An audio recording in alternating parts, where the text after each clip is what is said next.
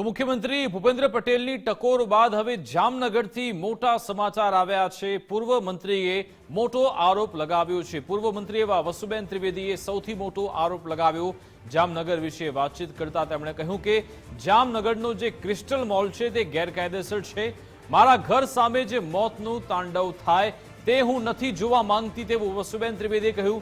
Crystal મોલમાં નિયમોનો ભંગ અને ફાયર સેફટીનો પણ અભાવ છે। રેસિડેન્ટ ઝોનમાં કોમર્શિયલ બાંધકામ જ ગેરકાયદેસર કહેવાય। લોકોને મોત સુધી લઈ જાય તેવી વ્યવસ્થા દૂર થવી જોઈએ। રાજકોટની દુર્ઘટના બાદ હું વ્યથિત છું તેવું વસુબેન ત્રિવેદીએ કહ્યું। રાજકોટની ગેમ ઝોનની જે અગ્નિકાંડ બન્યો ત્યારબાદ સરકાર સફાળી જાગી છે ને રાજ્યભરમાં ફાયરની એનઓસીને લઈને જે કોઈ પાસે સર્ટિફિકેટ નથી કે અપૂરતતા છે તેની સામે સરકારે રીતસરનો મોરચો માંડ્યો છે। ત્યારે જામનગર શહેરમાં આવેલા ક્રિસ્ટલ મોલમાં ફાયર તો ઠીક છે પણ બીયુ સર્ટિફિકેટ નથી સહિતની અન્ય જે અગવડો છે જેને લઈને પૂર્વ મંત્રી વસુબેન ત્રિવેદીએ તંત્રને રજૂઆત કરી છે। શું છે તેમની રજૂઆત? આપણી સાથે જોડાયેલા છે વસુબેન, તેની સાથે સંવાદ કરશું। બેન, ક્રિસ્ટલ મોલને લઈને આપણે રજૂઆત કરી છે, ફાયર સેફટી હોય, બીયુ સર્ટિફિકેટ હોય કે અન્ય અગવડતા હોય, ક્યાં રજૂઆત કરી છે ને રજૂઆતમાં શું દર્શાવો?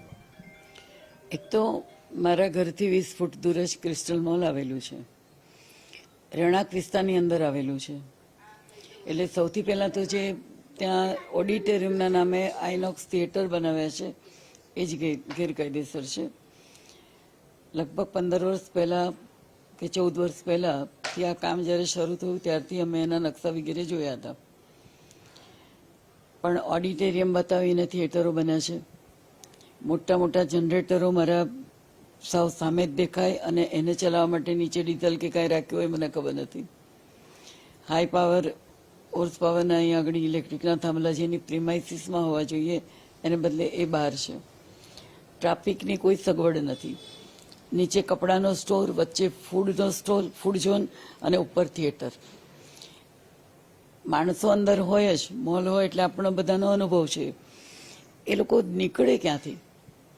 એના માટેની ગેરકાયદેસર બહારની સાઈડે વગર માપની વગર સાઇઝની લોખંડની સીડી આપેલી છે અને સીડી પર લોકો એકી સાથે ઉતરવા જાય ને તો બીજા 1000 મરે।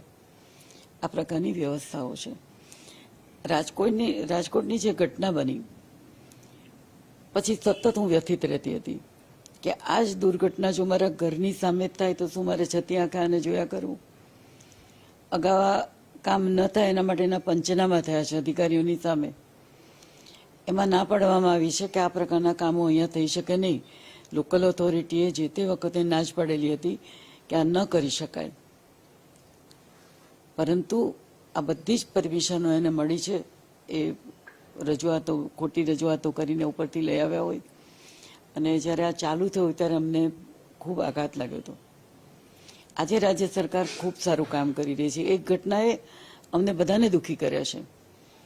મારી લાગણી એટલી છે, મેં કમિશનર સાહેબ, કલેક્ટર સાહેબ અને એસપી સાહેબને પત્રોથી જાણ કરી છે કે શું આપણે રાજકોટની દુર્ઘટના થઈ એવી દુર્ઘટનાની અહીંયા રાહ જોવાની છે? અકસ્માત તો રોજ થતા નથી હોતા, એ ક્યારેક જ થતા હોય છે અને આ અકસ્માત જામનગરમાં થાય અને મારા ઘરની સામે થાય તો શું મારે આને જોયા કરવું? આ ઘટના ન બને એના માટે એની તપાસ થાય।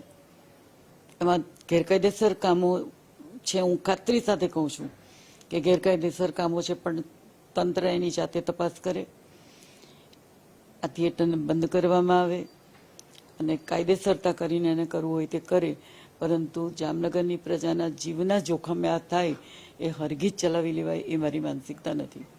વસુબેન, એકવાર કર્ણાટકના પૂર્વ રાજ્યપાલ વજુભાઈએ કીધું હતું કે ભાઈ તંત્રમાં મીઠા સાઈફા વગર, એટલે કે સીધો ભ્રષ્ટાચારનો આક્ષેપ કર્યો હતો કે ભાઈ આવા કામ શક્ય જ નથી, જ્યાં નોર્મ્સ નથી ત્યાં મીઠાશ આવી જાય છે। શું આમાં એવું હશે ખરું?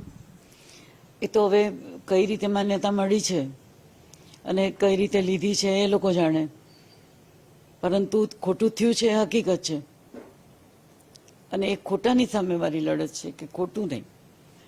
સમાજ જીવનમાં મને જામનગરે ઘણું આપ્યું છે અને જામનગરની પ્રજાની સામેના પ્રશ્નો ઊભા થાય ત્યારે હું ન લડું તો કોણ લડે?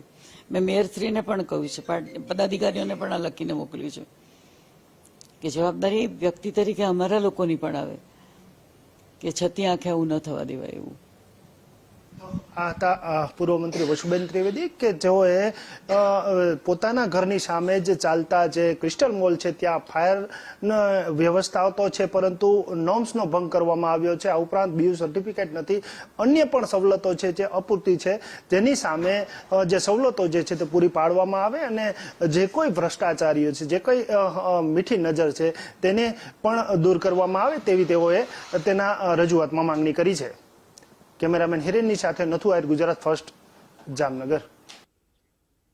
તો વસુબેન ત્રિવેદીના આરોપ બાદ હવે જામનગર મહાનગરપાલિકા પણ બચાવ મુદ્રામાં આવી છે. ડેપ્યુટી મ્યુનિસિપલ કમિશનર મેદાનમાં આવ્યા, દેવેન્દ્રસિંહ ઝાલા બચાવમાં આવ્યા છે. તેમણે કહ્યું કે રજૂઆત બાદ પ્રાથમિક તપાસ કરી વધુ તપાસ માટે 2 ટીમ બનાવીને ખરાઈ પણ કરીશું. આ બાબતે એમની લેખિત રજૂઆત આવેલી છે. એના સંદર્ભમાં ચીફ ફાયર ઓફિસર શ્રી સાથે વાત પણ થયેલી છે. એમની ટીમ અને બીયુ પરમિશન માટે ટીપીઓની ટીમ એ બંને દ્વારા એક સઘન ટીમ બનાવીને તપાસણી કરવા માટે, ઇન્સ્પેક્શન કરવા માટે ટીમોને મોકલવામાં આવશે. પ્રાથમિક તપાસણી થયેલી છે પણ વધારે તપાસણી માટે ફરીથી એક સંયુક્ત ટીમની રચના કરીને ત્યાં તપાસણી કરવા માટે સત્વરે મોકલવામાં આવશે. આ બુલેટિનમાં બસ આટલું જ. તમામ સમાચાર અપડેટ્સ માટે આપ જોતા રહો ગુજરાત ફર્સ્ટ ન્યૂઝ. નમસ્કાર.